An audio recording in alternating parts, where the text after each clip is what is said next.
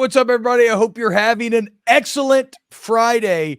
We here on Snaps are ready to give you some gambling tips heading into this incredible Saturday slate of football that we have coming up. But there's no reason you should trust me and Aaron Murray. Who you should trust is our special guest here, and that is the Action Network's Collin Wilson, at _Collin1 with 2 L's on Twitter. Trust me when it follows me. Remember, this is a man whose system last week, like the Florida money line and the Mizzou money line. Okay, how about that? 2 things that felt crazy at the time. We had so much fun with Collin, so we're gonna do a little bit differently this week. We're gonna pick 4 of the most popular games, because you probably want some action on the big boys, so we can give you somewhere to lean there. And then Colin's going to give you 2 sharp picks at the end. But before we get that, Collin, you're also a noted Razorback, and our 2 squads battling over what I believe to be one of the best trophies in all of college football, the Golden Boot, this weekend. How are we feeling about the matchup, Collin? And the boot's heavy. It's like 800 pounds. I haven't gotten to carry it. I'd love to, but we'll never own that trophy for a while. It's a really bad situation going on for Arkansas here, and you can kind of hear it from the coaching staff. And, this walking into LSU while they're starting to peak after what happened against Florida State. You can see that Brian Kelly has got this team doing something completely different 2 weeks after that they got beat, a little bit more disciplined. And that is bad news for an Arkansas team who is still going to be without Rocket Sanders. If you read the tea leaves and some of the things that Sam Pittman is saying, it doesn't look like he's going to be healthy enough to play here. KJ Jefferson has not found a wide receiver that he is comfortable with. A lot of drops out of Armstrong and Wilson. And the offensive line is not doing their job. Bo Limmer has been called out as not being vocal at the line of scrimmage and calling out the blocks. And you can see that with the running game with DeBinion and Green. And then you go over to the defensive side. And we were talking about this off camera. If you're going to run man coverage and you're going to leave one safety high, you are open for it's hunting season all day on that secondary. And I believe Malik Neighbors is going to take advantage. So I don't know what number you stop buying LSU, to tell you the truth. Okay. I was going to say 17 and a half. I was going to say 17 and a half. Are you taking it for your would you take it for LSU or Arkansas? I wouldn't put money on Arkansas. No, not right now. We're struggling on identity, but it's basic fundamentals that we're missing out on. When a team is not blocking correctly, running the correct routes, or rushing in the proper lanes, KJ is going to lose. I mean, your star player is going to lose faith in you. He's going to not look at you downfield, and he's going to end up getting hurt by running too much. So there's just so much coming down the pipe here for Arkansas. Well, I'm sorry, Collin. I know that hurts your woo pig heart. Makes me a little happy to hear, for sure. What's up, y'all? T-Bob here from Snaps, daily college football show that I hope you really enjoy. And I've been getting a lot of crap on my show lately about, choosing Alabama over Texas. You know what I didn't do, though? I didn't bet on him. You know who I did bet on? Kansas, okay? And I did it on the DraftKings Sportsbook app, because when it comes on where I like to gamble, I love the DraftKings app. And it's because they got incredible offers. If you're already a DraftKings customer, well, check this out. Every single NFL game day during September, you're not going to have just 1, but 2 new offers waiting on you when you sign in. So you'll have to sign in to see exactly what those offers are. But just remember, Thursday, Sunday, Monday, every NFL game day, all customers getting 2 exciting offers from DraftKings to play with. It's a ton of fun. But what if you're a new customer? Well, I've got an even better deal for you. You use the promo code T-Bob when you sign up, okay? Download the DraftKings Sportsbook app, promo code T-Bob, T-B-O-B. You bet $5 on any NFL game, you get $200 instantly in bonus bets. That's right. Put 5 down on any of the games. Don't even have to win. You get $200 instantly in bonus bets. You can go play with those on college football, NFL, whatever you want. You can play with those on some of those incredible deals you get. So you see it. There's not a more fun place to get in on the action than DraftKings. And you can do all your same game parlays, multi-game parlays, whatever you want. So download the app now. Sign up with the promo code T-Bob, T-B-O-B, $5 gives you $200 in bonus bets instantly. And for returning customers, remember, every NFL game day, 2 exciting new offers from your official sports betting partner of the NFL, DraftKings. The crown is yours. Aaron, have you ever seen the Golden Boot?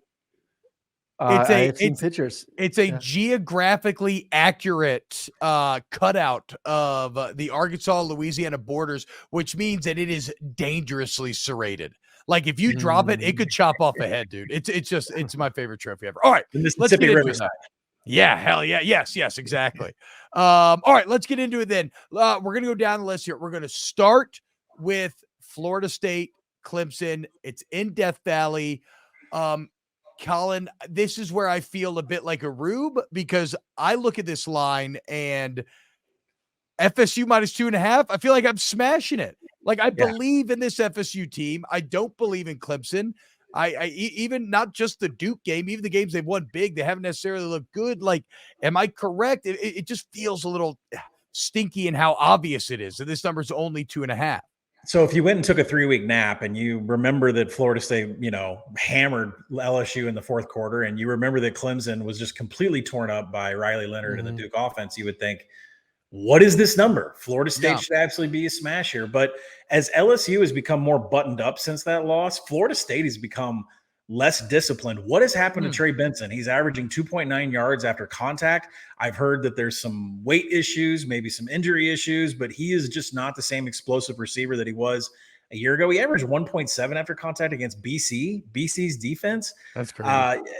Florida State is now 86th in standard down success rate. So when they're not behind the chains, when they should be gaining 3 or 4 yards on first and second down, they're not. They're below the national midpoint, and I don't understand what's going on there.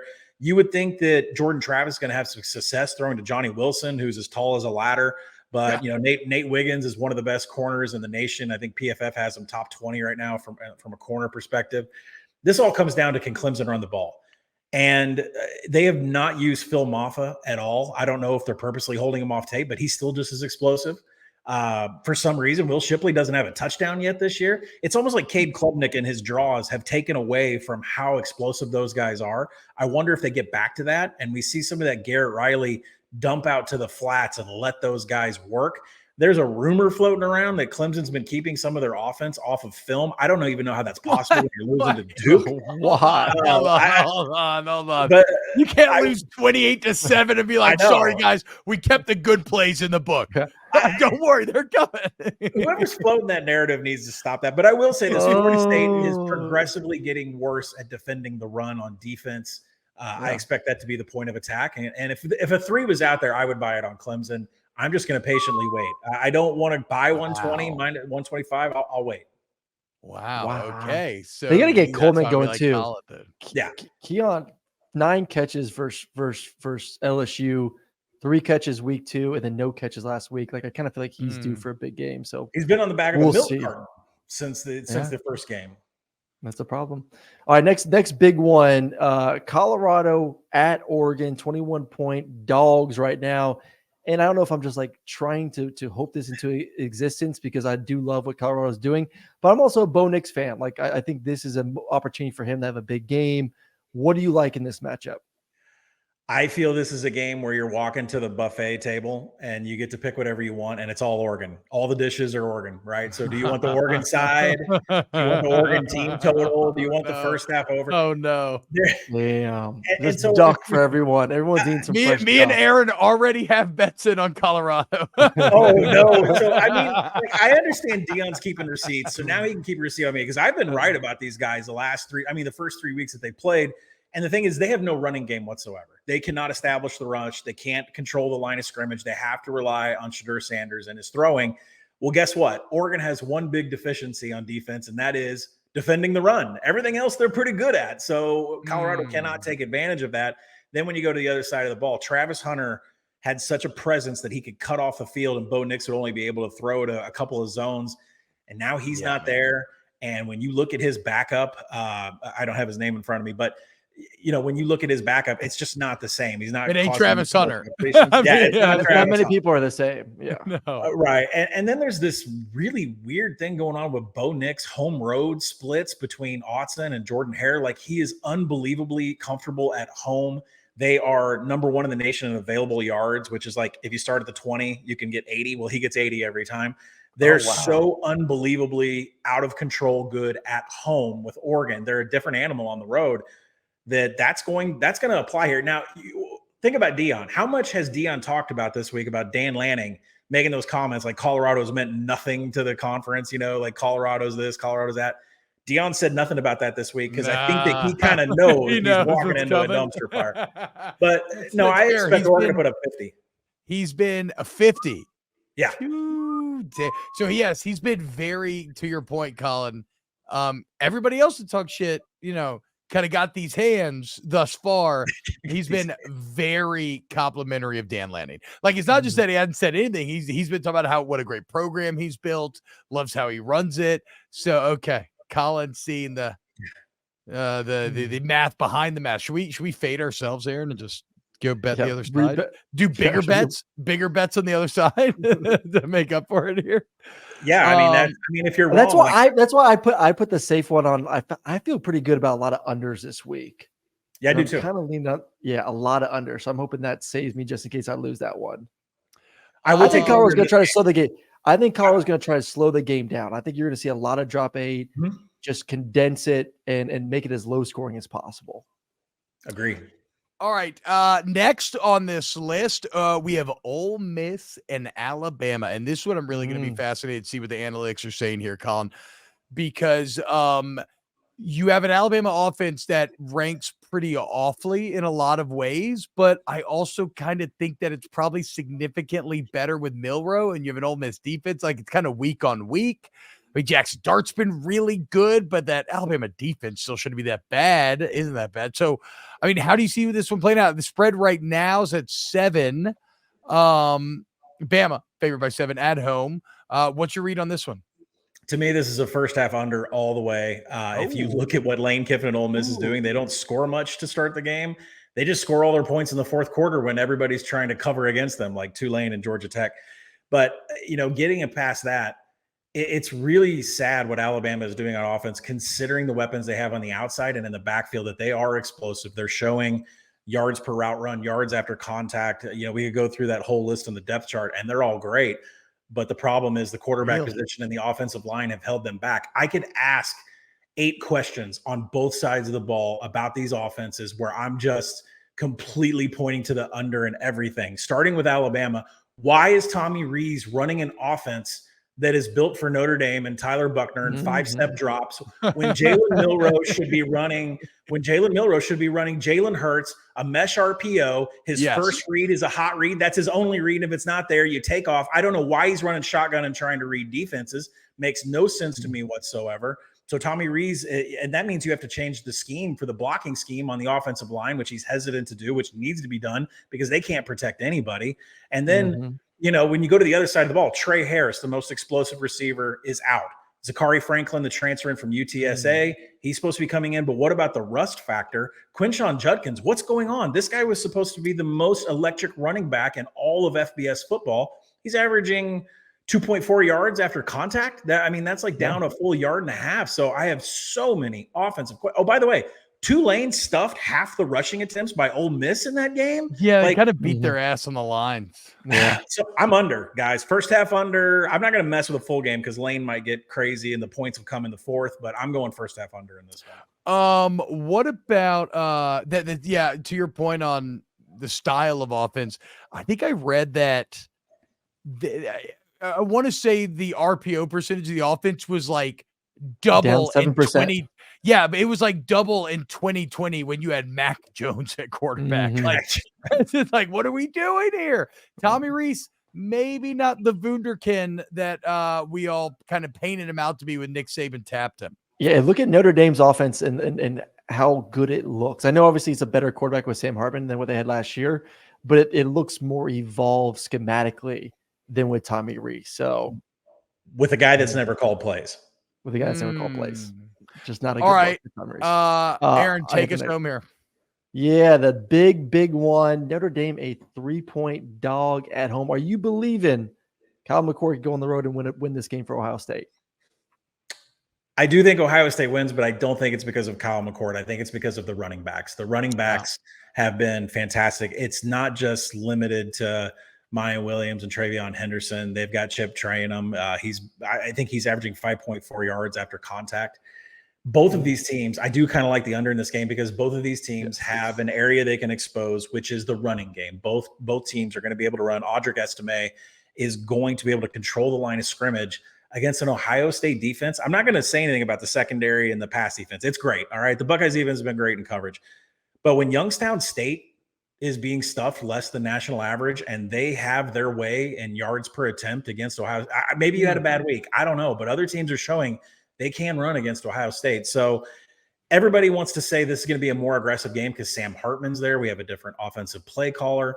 At the same time, I think the Bucks and Jim Knowles know how to limit the explosives in this game. I'm not going to say they're going to go all cover zero like they did in Michigan last year and leave it open for Hartman to come over the top. But both teams have advantages in running the ball. I think it makes a slow grind. Throw in the clock rules. We're going to go under in this game. Okay. Okay. Tiny so unders all over the board this week. I mean, I put 3 unders on there this week, T. I think this one was one of them. That is correct. Okay, so I want to run down these again, so I make sure I have them right. FSU Clemson, where do we land? The under in FSU Clemson? Am I blanking here? I'll take a Clemson at 3. I'll do 2.5. Clemson at 2.5. Clemson plus 2.5. Then in the Colorado Oregon game, Oregon everything. You can just bet all Oregon anything. You're good to go. Yep. Ole Miss Alabama first half under. Ohio State Notre Dame full game under. Absolutely. There we go. Collin Wilson, Action Network. Collin, give us your 2. And I'm sorry because I don't know if we prepped you for this until you hopped on the Zoom here. But do you have 2 super plays this week that you just feel really good about? Yeah, I do like Tennessee in the first half. I believe that number is 11 against UTSA. Kind of embarrassed last week against Florida. Expect them to come back. Florida had, the secondary can stop them. I said that Tennessee is a timing offense. Joe Milton needs to hit his receivers, and if you don't have a secondary that can press and jam up at the line of scrimmage, then Tennessee's going to run rampant and crazy on you. UTSA 129th in coverage grading this year. Their strength of schedule is 110th. They are atrocious on the defensive side of the ball, particularly against the pass. Look for Tennessee. Look for Tennessee to get off the schneid here and get their points back. I'm going to go to a Friday night game. There's a stat that I love called offensive momentum killer. And it really looks to see how often do you fumble the ball, have 10-yard penalties? How much do you stop yourself and shoot yourself in the foot? There is a huge discrepancy between San Diego State's offense and Boise State's offense. Now, I don't like the direction of Boise State's offense. They're trying to keep Taylor Green in the pocket. They don't want him to run and scramble around, although that's the best version of Taylor Green. But they are top 25 in offensive momentum killer. San Diego State's bottom 10 in the nation. They rely on Jalen Mayden to get outside the pocket, tuck the ball, and run as much as possible. And that's just not going to work against this Boise State defense. So I do like Boise State minus 6.5 for a little Friday night game. Okay. I love some Friday night action. It just kind of like a nice little taster for the rest of the weekend. I love learning new things, and I've never heard of offensive momentum killer. So it's just basically how often do you fuck up and just kill drives? Right. Some offenses like Arkansas just can't get out of their own way. So oh no. Well, Tiger Bait and Woo Pig. Okay, to all the homies out there. Aaron, see, this is called a rivalry. That's where you have a team where you actually trade wins every now and then. You kind of, you get angry at each other, you have fun with each other. Who does Georgia have this weekend? Y'all got something super exciting, right? Some of y'all excited to all watch and hang out. Yeah, you get that stuff into Trent Dilfer's face. That's a hell of a weekend. Hell yeah. Okay. Yeah. Okay. My bad. I forgot that you've lost all perspective. Being a Bulldog fan and what it's like for us out here on the other side. Huge thank you, Collin Wilson at _Collin. 1, the number 1, 2 L's. We'll tweet it out. Go check him out. Giving us super valuable insight every single Friday. We're so excited to keep doing this. Collin, thank you so much, man. Thanks for having me, guys. Absolutely. And we'll be back on Sunday with an early morning wrap-up show. So look forward to that, recapping all of the insane action going down tomorrow. And we'll see you then for some more snaps.